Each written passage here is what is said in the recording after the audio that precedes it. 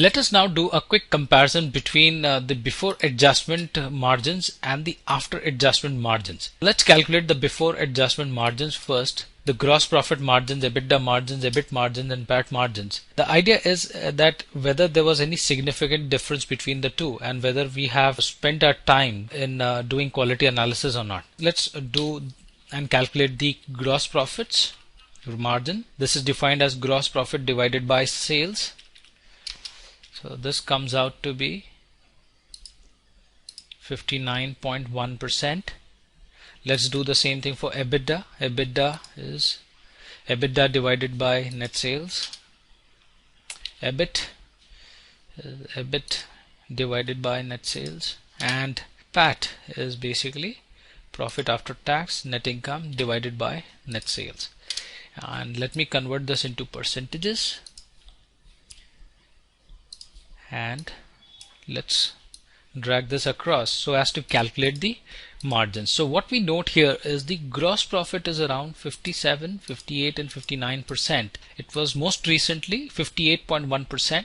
EBITDA margin is 25.3, EBIT is 22.8 and PAT is 15.4.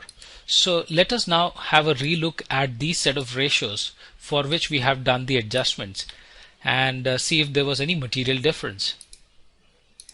I'll just copy this block. So gross profit margins, again going back to the same thing, gross profit divided by sales. EBITDA margin is EBITDA divided by sales. EBIT is EBIT, recurring EBIT divided by sales. And PAT we have taken as post the non-recurring charges divided by sales. So let me convert this into percentages and let's try to compare the two. So what we note here is that the before adjustment gross profit was 58.1%. However, after adjustment is 58.3%. So there has been a clear increase in gross profit. I think the more definite increase was in the EBITDA as well as in the EBIT margins. The EBITDA margin was 25.3% here and 25.5% here, and what we note after the adjustment is 25.6, which is marginal. However, in 2012 it was significant, it jumped to 26%.